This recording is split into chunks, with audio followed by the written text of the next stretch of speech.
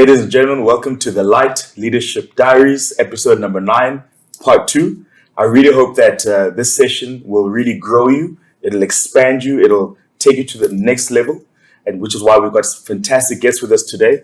And I really hope that, most importantly, you can take stock. We always say that a pencil is better than a memory. So make sure that you've got a pen, a paper, your iPad, anything that you want to use to really document the next 30 to 45 minutes, because it's going to be really life-changing.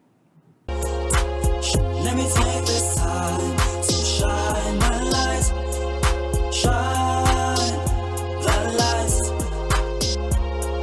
shine the lights.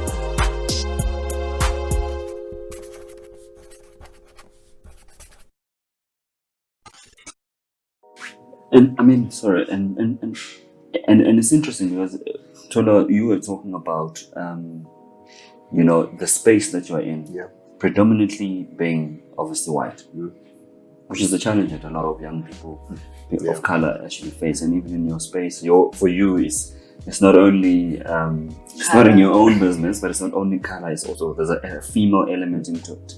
And if anything, in the last many years that we've proven is that as South African men, we clearly don't love our women, right?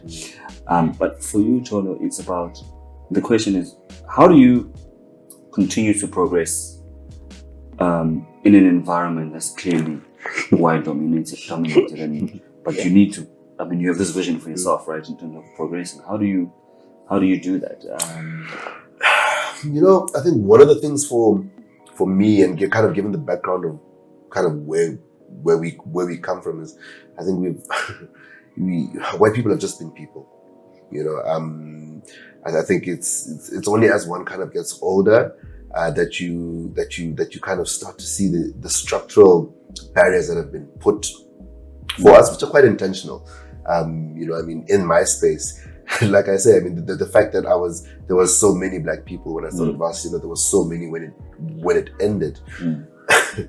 Sometimes I don't know if it's, to me, it's just, I've always put my hand up. I've always put my hand up, and I've always been, and I've always, I think I've kind of always approached things with the idea of, I think, like you said, no, why can't it happen for me? That in my mind, I don't see why it shouldn't happen for me. And I remember, so I got very fortunate. So I think after my third year, I had to take a year off, look for a job, and there was an organization that so SDA, which is where I ended up working, and I went there looking for the gap year work, and they rejected me. When I finished my thesis, they actually came to me to offer me a job. Within a year and a half, I was a director. And this is one of the biggest architectural firms on the continent at the time, because they're doing work in West Africa, they're doing work in kind of everywhere. And I was quite, because I've always been quite clear, and I think I think I'm restless. I'm extremely restless. So there's kind of a pathway that's set for you, especially in these formal environments. You have to have done enough of this. You have to have done enough of that. And of course, I remember after my promotion, one of the older white guys who'd kind of been there for me longer, and he made this retort: "When I grow up, I want to be BEE." And because that's kind of what you're viewed as. The company's battling, they need a black face, and which is another struggle that one kind of actually finds himself having to deal with. So now you're progressing in this space. The black people in the organization are looking at you. They're like, you're there now. We're looking up to you to kind of bring us along with 100%. You. What decision making is it that you actually have within this organization? And I think after a while for me, I was there. You speak about loyalty. I've only been employed by 2 companies, I think, in my entire career. So it's that one where I worked for 12 years. So I was down in Port Elizabeth and I was transferred up to Joburg. I was there for 12 years. And after 12 years, I think there's just that glass ceiling. In their eyes, you'll just never grow up enough to get a seat at the table. And for me, I think that's what kind of determined that it's kind of time to move on. But yeah, to answer your question, really, I think I've always just held the mentality that I don't see why things shouldn't happen. For me, my business partner now, the story of 472 Group is also very interesting. Boka, my business partner. Yeah. We had met in varsity. I think we were third year. He was studying at UCT. I was at PE. We have this thing called Architectural Congress, which is a convention of architectural students across the country. And I walked past him and he was speaking in Sesotho. You know, I was having Savannah and I just stopped. And I struck up this conversation with this guy. And this was in 2003. And we've been friends since. And we spoke about opening a business together. When he opened the business, he called me up and he said, dude, you still want to work for white people? Cool. And that's what he's always said. Every year he always calls me up, how are the white people treating you? You know, he'll close the phone. You know, and every year, and we've been having this kind of ongoing conversation. And I think our coming together right now has actually been quite magical because you know there's a lot that I've kind of learned. There's a lot that he's kind of learned. We're coming from kind of opposite directions, but I mean the way that the dynamism of the organization itself has actually been quite magical. Having worked in this organization, in this kind of white-dominated organization, what I'm finding now is that there are a lot of clients, a lot of the black clients are saying, "But where are you?" You know, and they're actually now giving me that support. So what I'm finding is that I'm competing with them at that level, and what that does is that it ups your game immediately. Correct. So I can't afford to have that small business mentality, right? Because I'm up against a powerhouse, and if I want to retain that kind of clientele, then I need to perform. And for you, Nambini, it's 2011 now, right? And I mean, you're deciding to start the company. And one of the biggest challenges is that, obviously, like we said, you know, you're black and you're female. And generally, with these big corporates, they always love this lead agency stuff where they give the white. Did I roll my eyes on camera?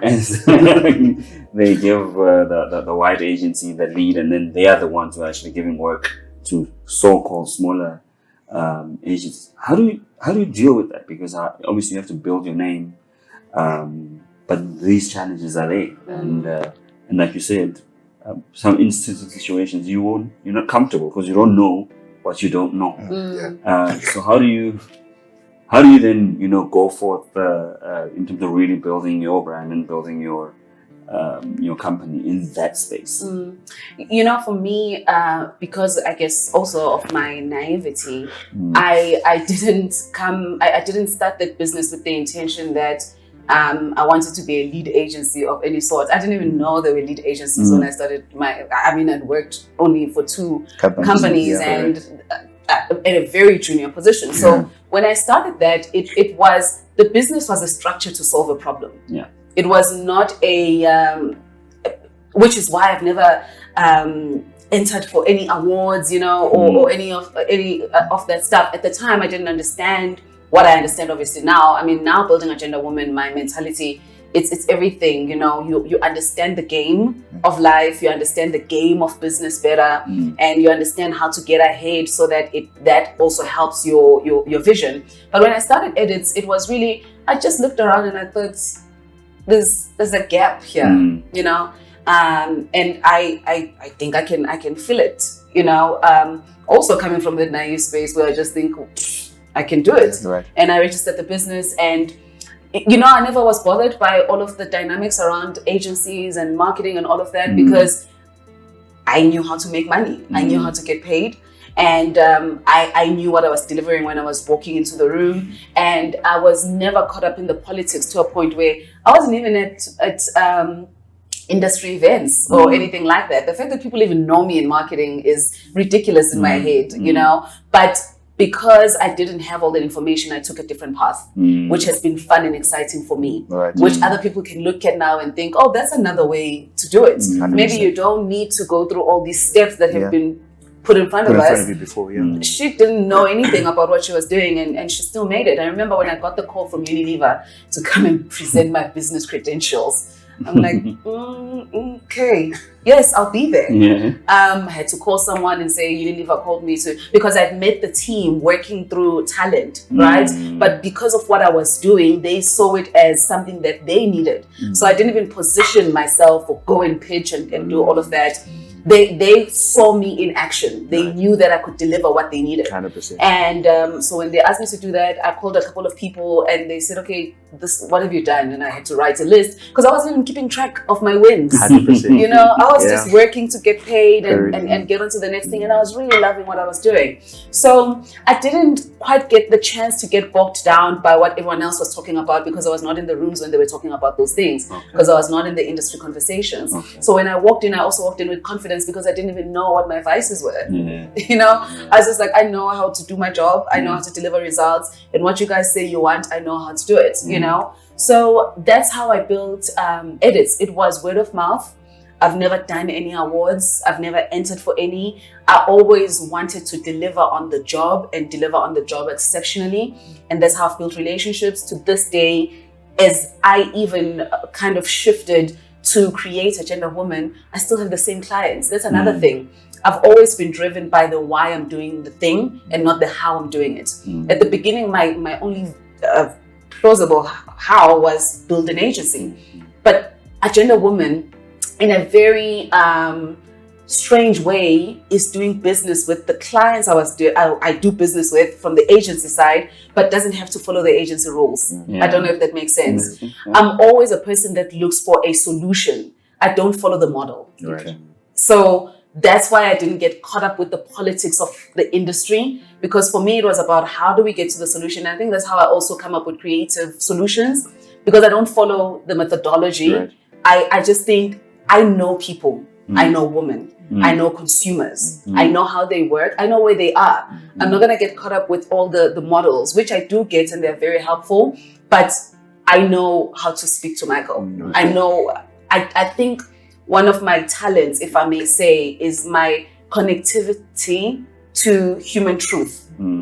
I just get how, after listening to him speak, I know the things that matter to him. Correct. If I have to sell him something, I already know how I'm going to pitch it. Absolutely. Because I'm fully engaged with the human experience, my own and of the people around me. So how that pulls through is, it can be an architectural firm, it can be a marketing agency, it can be Agenda Woman, which is a platform that's going to mean many verticals under it. And I think that's the blessing and the fun that I get to have. That my curiosity and my fearlessness can be governed by a very clear vision, and I can create anything in terms of how that comes up.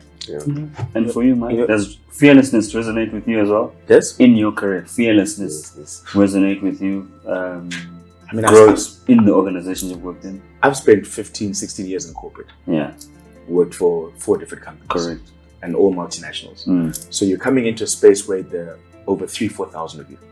So individuality, authenticity, standing out, because you're there with everyone else. Everyone is talented. Yeah. You know what I mean? Yeah. You're there on the basis of your experience, your education. But how do you then stick out from everyone else? And how you stick out is being yourself. Yeah. You have to be yourself. I can't see Tabane there and I want to emulate him because he has reached a status that I'm trying to achieve. So being fearlessness for me was just be me. Be authentically me in the best way I know how. And for me, it was my strength that I've realized over the years, because you don't know this, when you're still figuring yourself out, was I have the ability to connect with people. And it's something that I thought, I never thought about it, but I realized time that because of how I grew up, having lived in different countries, different cities when I started working, is that I had to learn to connect with people very quickly, develop friendships, relationships. And I found that in the working environment as well, it was no different. It was, making relationships with your stakeholders, making relationships with other people that you need to deliver for. And once you've made those relationships, understanding what is their why. How do I help that person shine? Because if I can help him shine, I can assure you I'm going to move from where I am. So for me, it was never really about fearlessness. It was always just about making sure that I connect with the right people. And how can those people then help me, move to the next level? Because there are so many people. And what makes me any different? Why should I get that promotion? Why should the board consider me, for that next move or for that opportunity? And I found that just engaging and talking to people at different levels understanding what it is, what their objective is, and how does what I do feed into that objective. That's been my experience. Yeah. Nombeni, I mean, I wanted to ask you this earlier on. You know, your journey has, you know, there's been so many great things that have come from the time that you left corporate. And I know it hasn't been easy, but you talk about it like it's been, you know, it's just been this wonderful, easy journey that you've just kind of navigated your way around. What have been some of your biggest challenges, you know, in that journey? You know, in the same way that it's been a positive to not know, it's also been a negative to not know. Right? In terms of how long it takes for you to understand how to get to the end of the game. And I think I've come to understand, though, that I think he put it so beautifully, that sometimes life has to slow you down for that conversation with the universe, if you call it the universe or God or anything. And I think for me, in my 20s, from when I started Fuse, I remember when we started Fuse, we didn't have money. I don't know what we lived on. Sometimes I speak with Zintle and we're like, what? We were very happy. What were we eating? You know, we were extremely happy because I think we had achieved something that we didn't even know we were capable of doing, but we just kept moving. And I think the secret with me, before I even say what the challenges were, the secret for anyone who's watching, it's like riding a bicycle. It literally is like riding a bicycle. You need to keep pedaling. You don't need to be the fastest peddler, but you need to keep pedaling. Follow the next thing, right? If it is being a petrol attendant, go there and figure out what that leads you to. When you stop, you know, our mental health issues today are particularly around stopping. When you stop, you stagnate. You go inside your head and you start to have these conversations with yourself that don't move you forward. And it's necessary sometimes, but always know that the small steps also fuel you. For me, in my 20s, everything I touched turned to gold. I always say, I put the story this way: everything I touched turned to gold. I built a reputation quickly. I made a lot of money very quickly. But somehow when you are unclear about the plan, right? Which I find happens a lot with people in corporates. Even if it's a small thing like, I'll stay on a job for 2 years. I hear a lot of guys say that. I stay on a job for 2 years, then I look for something else, and then I progress, and then I'm a manager, and then I'm this and that.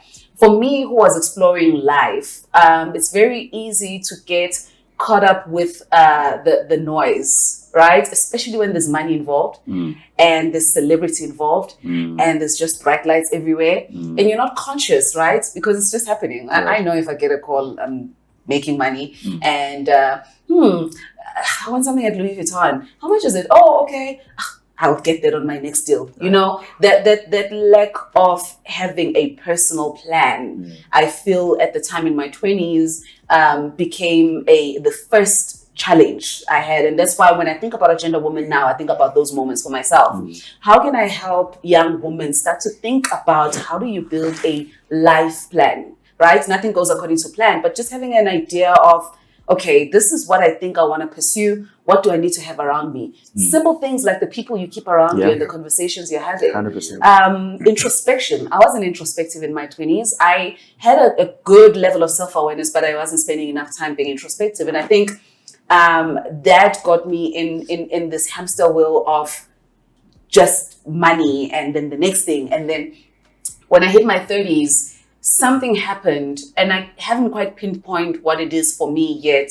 But I had, because I live in myself. I don't think a lot of people live in themselves. I think people get up and they start moving. I have a lot of moments where I stop, whether it's listening, internalizing, I meditate, I take deep breaths, a deep pull.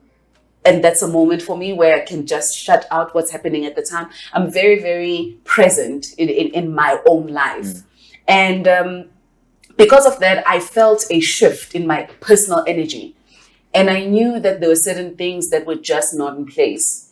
And because I live in partnership with the divine, and that's the best way that I can put it, I had to start a conversation around what is supposed to happen. And all the other things that you can imagine will just come tumbling down. The fear of, man, I thought I was going to be Steve Stout. You know, I was on this thing. I am the business person in music, but it's not the thing that fuels me anymore. I actually don't care to be that anymore. but then inability to then pinpoint what is the thing that then I need to be doing. And it goes back to what I was saying, following the breadcrumbs. There's nothing as paralyzing as lack of clarity. It builds so much fear in you that the fear paralyzes you.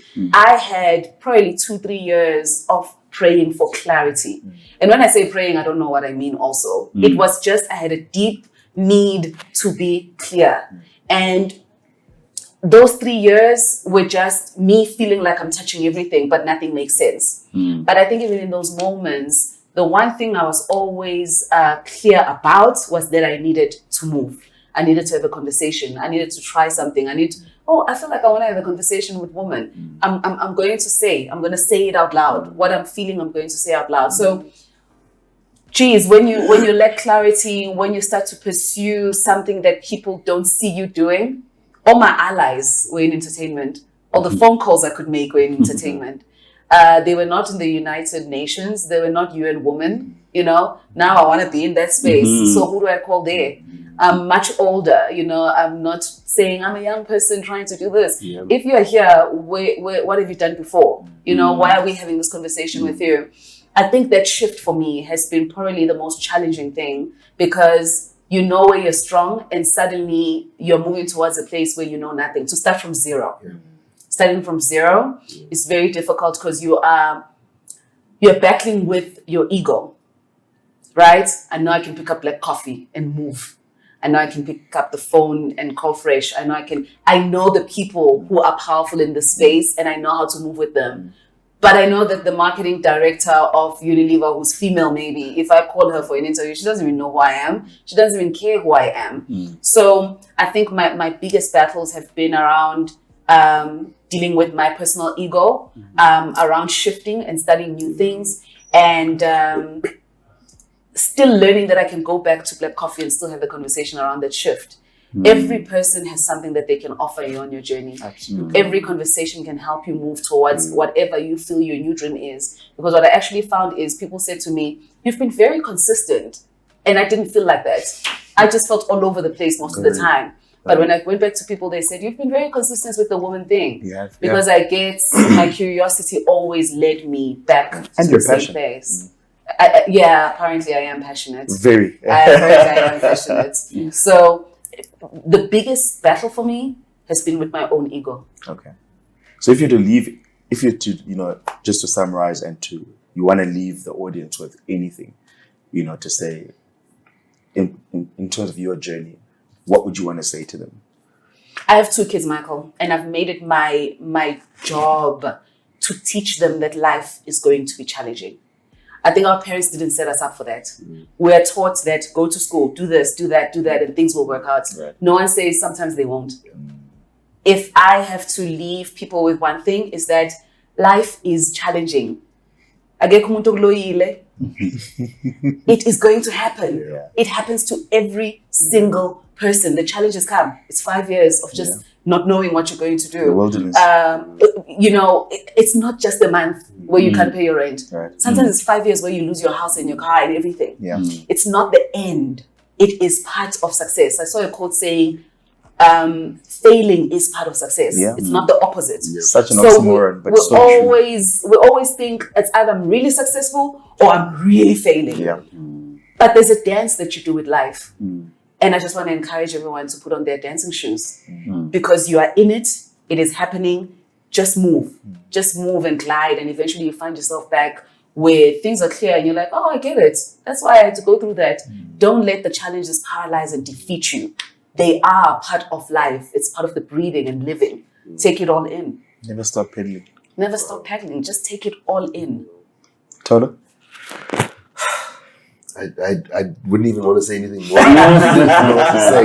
I mean, look, I think we're all kind of talking around the same thing, really. And I think for me, the most important thing is really, like I said, has really been in terms of being self-aware. I think there's something that Nonini said, which is being fully present and fully engaged with the human experience. And for me, I think that is extremely key. I think I've been very clear that if you're not self-aware, then you'll never achieve anything. You know, and I think it's really about being yourself. I think you also made the point, Mike, to say, you know, being yourself is the only way to stand out. You know, it's about understanding yourself, and being in touch with yourself and understanding, but also be very forgiving of yourself. You know, I think for me, I think